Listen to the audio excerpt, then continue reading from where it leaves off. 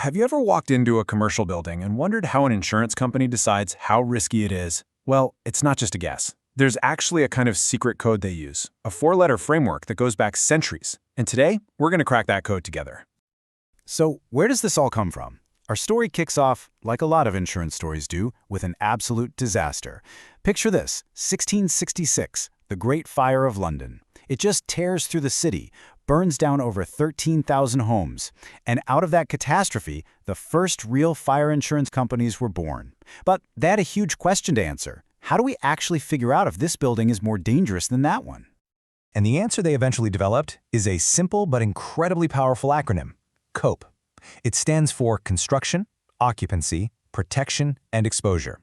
These four pillars are the absolute foundation of how underwriters look at any commercial property, whether it's a tiny little shop or a gigantic warehouse. All right, so let's go on our own little virtual building inspection. We're going to walk through COPE letter by letter, see what an underwriter sees, and then at the very end, we'll get into why knowing this code is such a game changer. Okay, first up, C is for construction. This is all about the physical stuff. What's the building made of? How's it put together? You can think of this as the building's blueprint for risk. Now, underwriters zoom in on three main things here.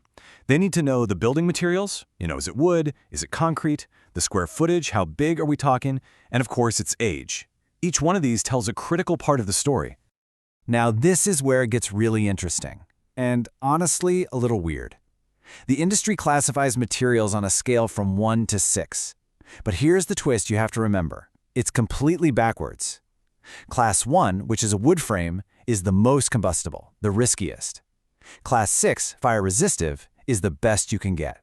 So the key takeaway is, a lower number means a higher risk. Kind of strange, right? So this brings up a classic puzzle. What happens if a building is made of mixed materials? Let's say you've got a building that's mostly brick, a pretty solid class 4. But a good chunk of it is a wood frame addition, which is a super risky class 1. How on earth does an underwriter rate the whole building? Yep, they rate the entire building as a class 1. In the world of underwriting, a building is only as strong as its weakest, most flammable part. That small, risky section can define the rating for the whole structure. It's a fundamental rule you can't forget. Next up, size. This one's pretty straightforward. The bigger the building, the bigger the potential financial loss if something goes wrong. A huge, wide-open warehouse is a totally different ballgame than a small office with lots of little rooms, which makes its safety features that much more critical. And finally, there's age. With older buildings, the worry isn't just about general wear and tear. It's about what's hiding in the walls, outdated electrical systems, old furnaces, and whether the place even meets modern building codes. An old building can hide some seriously old-school risks. Okay, let's head inside the building for the O in COPE, occupancy. This is all about what's actually happening inside those walls and, just as important, how it's happening. Underwriters really look at occupancy in two parts. The first is just the type of business itself. I mean, a fireworks factory is obviously going to have more risk than a library. But the second part is all about management. How well does that business control the hazards that just come with the territory? And this is the perfect way to explain it. Imagine two identical restaurants, right next door to each other. Restaurant A is meticulous. They clean their kitchen hoods every single month. Restaurant B, on the other hand, lets grease build up for a year. It's the same business, but their risk profiles are worlds apart. One is a well-managed operation, the other is basically a fire waiting to happen. And it goes way beyond just the main operations.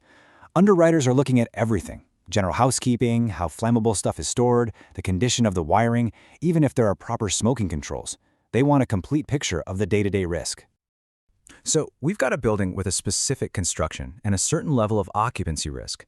Now we need to talk about P for protection. What's the safety net if things go wrong? We can pretty much split these protections into two groups. You've got active systems, which are the ones that jump into action all by themselves, like a sprinkler system or a fire alarm that automatically calls for help. Then you have passive systems, which are either just kind of there, like a firewall, or they need a person to actually use them, like a fire extinguisher. And speaking of extinguishers, here's a really easy way to remember the different types. Class A is for things that create ash, like wood and paper. Class B is for liquids that can boil. Class C is for electrical equipment that has a charge. And Class K, that one's simple. It's for the kitchen, for cooking oils and fats. Now, let's look at a powerful passive feature, The firewall. Imagine a huge open building. A fire could potentially wipe out everything. But if you divide that same building into 3 smaller sections with proper firewalls, you've just drastically cut down the probable loss. You've contained the disaster. It's a huge deal.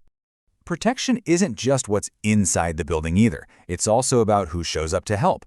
The local fire department's quality is graded on a scale of 1 to 10. And guess what? Just like with construction, a lower number is better. And that brings us to the final letter of our inspection, E for exposure.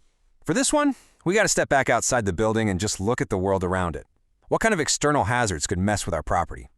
You know, a building's risk doesn't exist in a bubble. Is it located next to a chemical plant? Is it in a wildfire zone or a floodplain? All of these external factors play a huge role in the total risk profile. So, we've walked through construction, occupancy, protection, and exposure. We've seen exactly what an underwriter sees. But why does any of this actually matter for, say, a business owner or a property manager? Well, understanding COPE gives you a real leg up. You can gather the right information for your insurance application, which makes the whole underwriting process way faster and smoother. And more importantly, it helps you make smarter decisions. You'll know that investing in a better firewall or an upgraded sprinkler system isn't just a cost, it's a direct investment in lowering your risk. So, the takeaway here is that you now have a brand new lens for seeing the world. The next time you walk into any building, your office, a restaurant, any store at all, what are you going to notice? Well, you see the construction. Think about the occupancy, maybe spot the protections, and consider the exposures. You're not just seeing a building anymore, you're seeing its story of risk.